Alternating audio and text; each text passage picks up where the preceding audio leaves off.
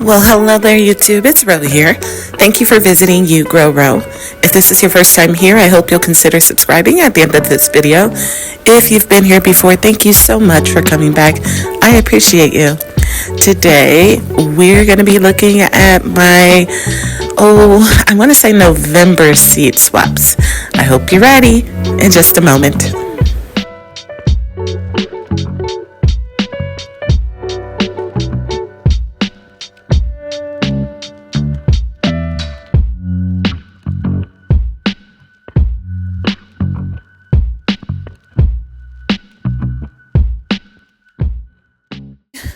At this point, I have done seed swaps from 3 countries and 29 cities. Wowza. That's awesome. I haven't even traveled to that many places, but my seeds have. All right, so our first tomato is coming from, my first seeds are coming from Latvia. Latvia, you guys. Holy smokes. From there, I got the Dwarf Firebird Sweet. It's an indeterminate, regular leaf, medium to medium large fruits, ripens to a crimson pink color with gold stripes. The flavor is well balanced, sweet and rich. It's a cross between Dwarf Wild Fred and Beauty King. I believe I have seeds for both of those, but I haven't grown either one yet. And it was selected and named by my tomato hero, Craig LaHoyer. Look at that. Isn't that gorgeous? If Craig says it's great, then it's great. Trust me. Moving on, I got the Micro Dwarf Fuzzy Baby. It's a fuzzy Micro Dwarf. And I'm actually trying to look and find out if the Micro Dwarf Fuzzy Baby and the Fuzzy Wuzzy Micro Dwarf are the same thing. I haven't figured it out yet, but I think they might be because they certainly look the same. Anyways, it's an indeterminate. The fruits are red with orange stripes and fuzzy. It's a bright tomatoey flavor and it's early, so there's only 55 days to maturity from transplant. Gotta love that. And I love Micro Dwarfs. Actually, I was counting the other day and I have 80 varieties of Micro Dwarf tomatoes, you guys. Let me know in the comments if you want me to do a video on my Micro Dwarf collection. All right. Moving on, I got the Micro Dwarf Antho Striped. Isn't that gorgeous? Look at that inside cut section. Oh, with all that seeds and goo. It's a determinate. It's small to medium-sized tomatoes, sweet taste with a little acid, 70 to 75 days maturity, compact enough to grow in pots, which is a given being that the tomato is a Micro Dwarf. But oh my goodness, that looks amazing to me. Moving on, I got the Micro Dwarf Birdie Rouge. I've heard a lot of good things about this one. It's a determinate. The variety is from the Netherlands, and the plants don't normally grow over 12 inches high unless the light is dim, in which case the plants will stretch. The flavor is strong and sweet, if not overwatered, and the tender skin is pleasurable. Very good plant vigor and fruit productivity. Doesn't look especially, eye-catching, but I have heard good things about the flavor of this tomato. And then I got one that's called the F34. It's a new variety from Tom Wagner that is only being released by one vendor this year. And there I couldn't find any photos or any information on it. So I'm actually pretty excited to be on the ground floor of a new tomato variety. How awesome is that? Moving on, I got the Blue Fire. It is an indeterminate, 75 days to maturity, starts green, moves to deep blue, and then ripens to red and black, eventually becoming covered with gold speckles. Fleshy and fruity, good flavor, low acidity, good productivity, and do not keep for long, unlike most blues. That's a gorgeous looking tomato as well. Castelluto Fiorentino. I just am in love with ribbed tomatoes, and this one's no exception. It's an indeterminate, 80 days to maturity, Costoluto refers to the distinct, flattened, heavily ribbed shape of various Italian heirlooms. It comes from Florence. The fruits are juicy and flavorful for slicing, but really shine when slow roasted or cooked down into a rich sauce. I can tell because that just looks like it's perfect for sauce. Performs well in both hot and cooler climates. That's great news for me, being here in the Midwest. Moving on, I got kryptonite. I'm pretty sure I already had seeds for this, but it came with the trade. So it's a cutie. It's a GWR, which means it's a green one ripe. It's determinate 70 days. Recent variety created by none other than Brad Gates. He's a tomato breeding superstar, if you didn't know. He did Barry's Crazy Cherry, Napa Chardonnay, Blue Moon, Pink Berkeley Tie-Dye, etc. And moving on, the skin is a mixture of yellow and green stripes splashed with traces of anthocyanins. Firm, juicy flesh, slightly acidic, refreshing flavor, abundantly productive, long-keeping qualities after harvesting. All of that actually sounds really good to me. I wasn't super excited about this, but now that I'm reading up on it, yeah, I might have to get in on this sooner rather than later. Moving on, I got the Slivka German, or German. It's an indeterminate black antho with maroon red stripes. Isn't that lovely? A narrow, long, wavy plum variety that is prolific, with each truss showing 8 to 12 fruits. Flavor is pleasant with tangy taste and a sweet finish. Fabulous. Next, I got the Princess of Gothic. Love the name. And look at that. That's a beautiful tomato. It is indeterminate, elongated antho and pink fruits, averaging 4 ounces. So not very big. Significant production. I would hope so, being that they're so small. And firm flesh, very rich and fruity flavor. Next up, I got the Queen Anne. Check that beauty out. It is an indeterminate, resulting from the crossing of brandy stripes and vintage wine, produced and developed by another tomato breeding king, Mr. Tom Wagner.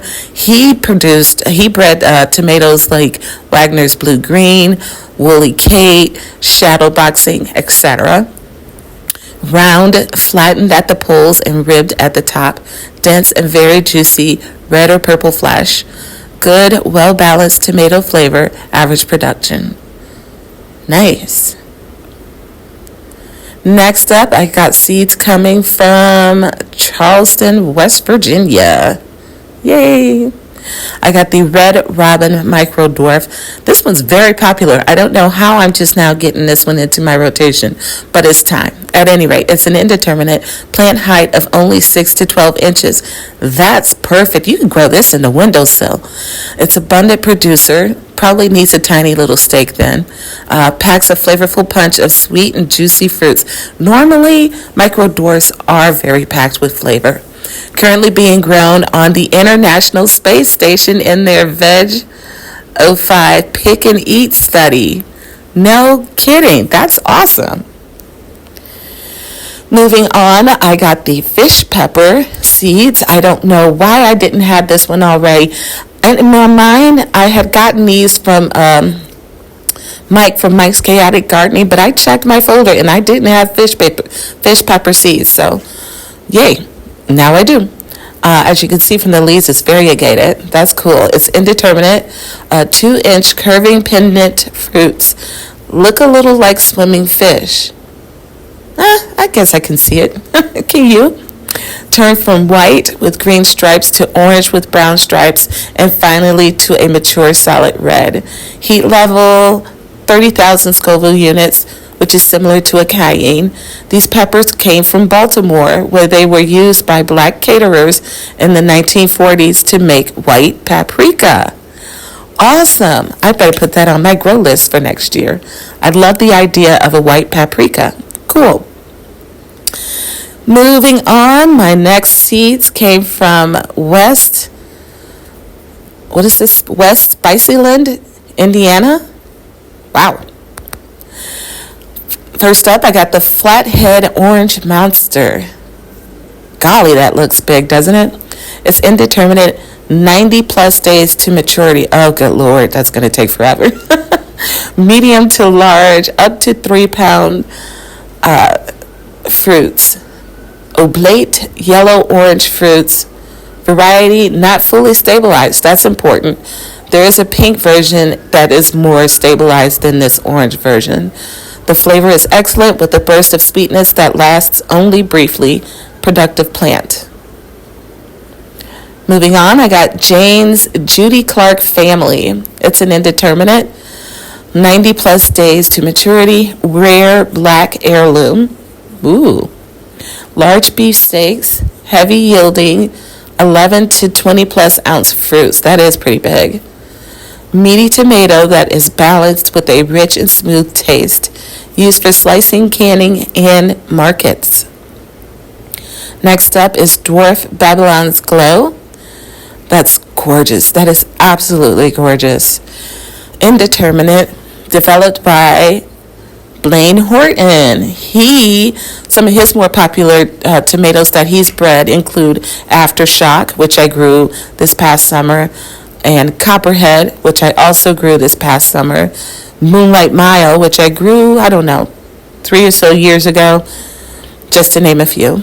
It's a juicy orange caramel flesh with a sweet flavor and aromas of tropical fruits. Oh, that sounds heavenly, does it not? Compact habit, bluish rugosa foliage, semi-determinate growth.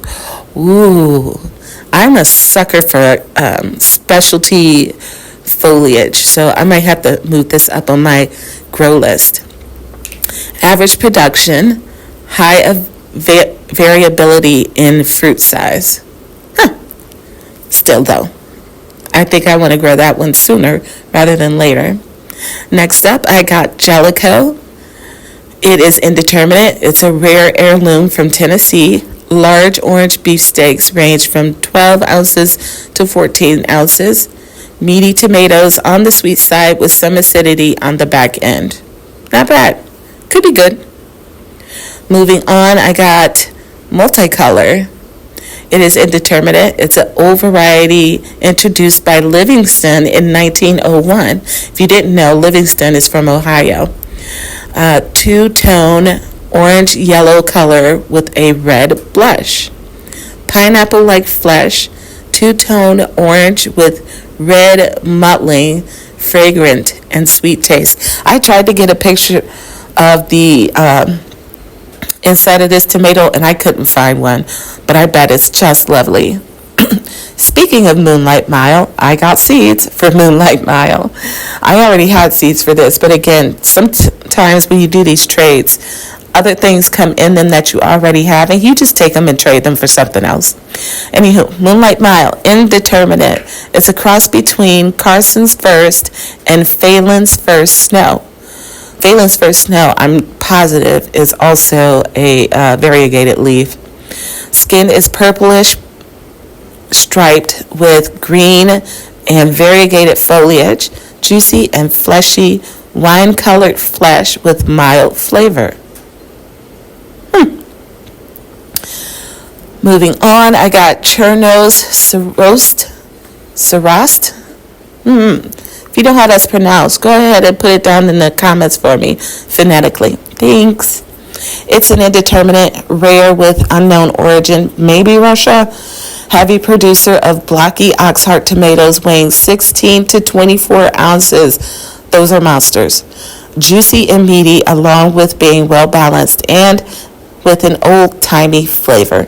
There's just something really nostalgic and satisfying about that old-timey tomato flavor. Dwarf Mora's Cardinal. Oh, she's a beauty. Indeterminate, developed as part of the Dwarf Tomato Project. I'm sure many of you are familiar with that. If you're not, definitely Google it. They actually have a website where you can buy the seeds from all the various tomatoes they bred for that project. It's ended now, but I mean there's a lot of them. Great for those who don't have a lot of space but want beefsteak type tomatoes. Moving on. It's a cross between dainty, summertime gold, and sleeping lady. Pretty sure I don't have any of those. Delicious and well-balanced flavor, potato leaf, excellent production. Nice. Moving on, I got Clara. It's an indeterminate, 85 days to maturity, large red beefsteak type, fleshy and juicy, beefy flesh, excellent, rich, sweet flavor. Moving on, I got Big Springs Cherokee Yellow. I'm not normally into yellow tomatoes, but this looks really good. I'm also very hungry right now, but I'm sure that has nothing to do with it. If you could see me, I'm rolling my eyes right now. Moving on. Indeterminate. Originally of Cherokee origin. Very old, grown long before 1930 in Caldwell, Kentucky. Mild, sweet, over acid, yellow, large beefsteak tomatoes can weigh up to 1 pound. Potato leaf, very juicy. I could see that because that picture looks juicy.